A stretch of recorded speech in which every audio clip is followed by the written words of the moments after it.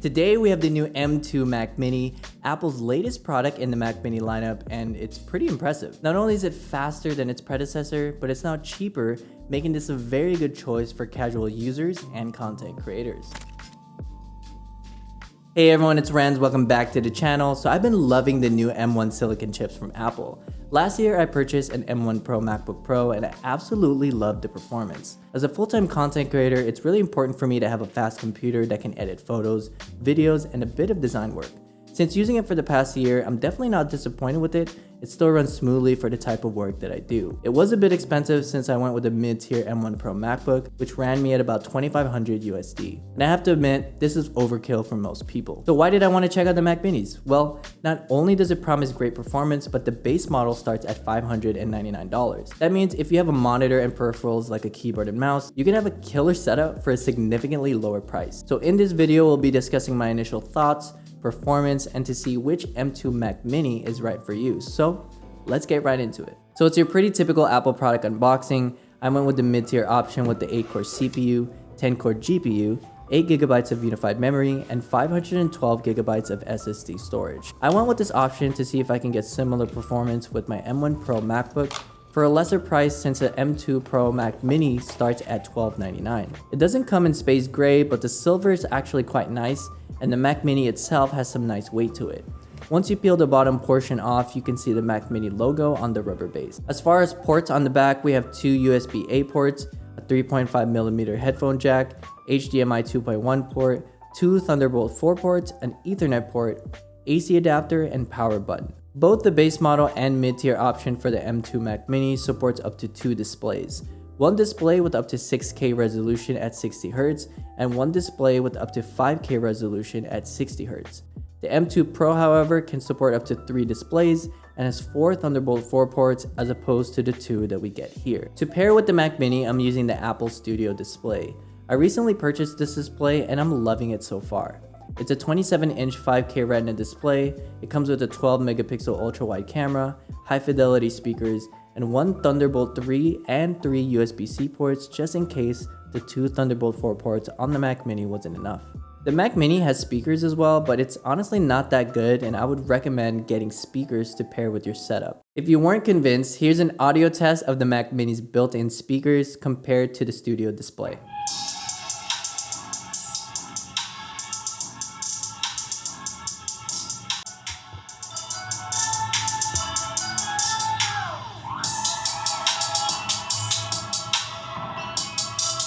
And you honestly can't go wrong with this option since it's already in the Apple ecosystem. I also listed out some alternative monitors here that I would personally recommend. As for keyboards, I'm really digging the Logitech MX Mechanical series.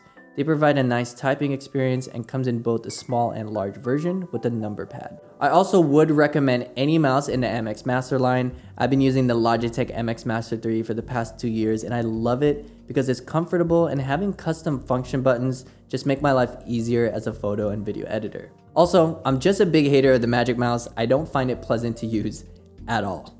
Okay, so now we're going to run some tests, edit some photos and videos, play some games, and see how the Mac Mini holds up. Using the Blackmagic disk speed test, my MacBook is faster, reading on average about 5,000 megabytes per second, but I'm surprised that the gap isn't too far from the M2 Mac Mini. Its read and write speed is roughly 2,800 megabytes per second. The Geekbench score is also a pretty interesting one, with my MacBook's single core score of 1732 and multi-core score of 11364. The M2 Mac Mini's single core score is 1947 and multi-core score of 8,972. Again, these are just numbers, but it's pretty interesting to see that the M2 Mac Mini is holding up quite well to a machine I paid over $2,000 for. Numbers aside, how does the M2 Mac Mini actually perform with day-to-day tasks? Well, for browsing the web, it's fast and something you would expect from an Apple Silicon chip. I ran like 30 tabs on Google Chrome with YouTube videos playing in each tab, as well as Spotify playing in the background, and it was still running very smooth. Which is crazy to me because if I did this with my old Intel iMac from 2019,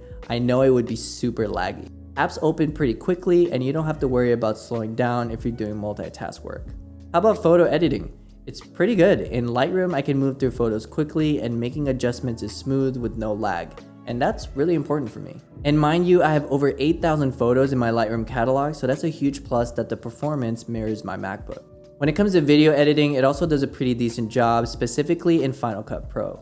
This is an example of my recent review that I did on the channel. All of my footage is shot in 4K 10-bit 422, so the file size is pretty big, and I tested it by stacking two 4K clips on top of one another, and it plays back pretty smoothly.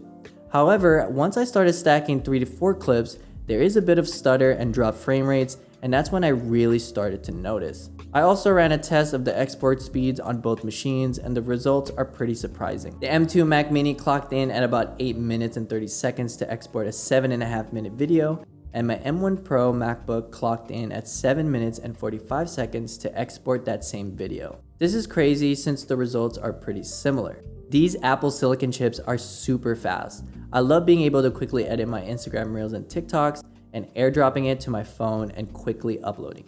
One of the many reasons why the Apple ecosystem is so great. Gaming is also pretty good on it too. Although the Mac Mini is not made specifically for gaming, it's still a pretty enjoyable experience. It had no trouble playing games in the highest settings, and this is great because there's a wide variety of games in the App Store. If you're someone who just plays games every now and then, this is adequate enough, but for those of you who want a little bit more power and better experience, you're better off with a dedicated gaming PC. I've been really impressed so far that for its price, this Mac Mini was able to deliver similar performance to my MacBook. It's really hard not to recommend this for people who are in the market for a powerful machine in such a small package. Now, if you're coming from a previous generation M1 machine, you're going to see some pretty good performance upgrades, and if you need more power, you also have that option with the M2 Pro chip. I am having second thoughts, however, to return this and upgrade to the M2 Pro Mac Mini, but that's because a majority of my work requires me to need a faster processor for complex photo and video editing. I also noticed consistently that there were drop frame rates while adding effects and animations in my videos, which is a bummer. So I'm thinking about upgrading for the extra RAM, memory, and overall faster performance. Again, if you're just using this to do basic video and photo editing, I still would recommend this mid-tier option. I recommend paying the extra $200 for additional storage because the memory adds up pretty quickly. If you're not using external storage for the everyday person, you really can't go wrong with this configuration. It has excellent performance, great price point, it looks good in most desk setups, and supports multiple displays so you can really customize it to your workflow. And that just about wraps up the video. If you enjoyed this one, hit the thumbs up to let me know you did. I'm looking forward to testing this out some more, but also thinking of testing the M2 Pro Mac Mini, but what do you guys think? Also, if you want to see more content like this one, you can go ahead and subscribe to the channel where I upload tech videos daily. Thank you for watching and see you in the next one. Peace.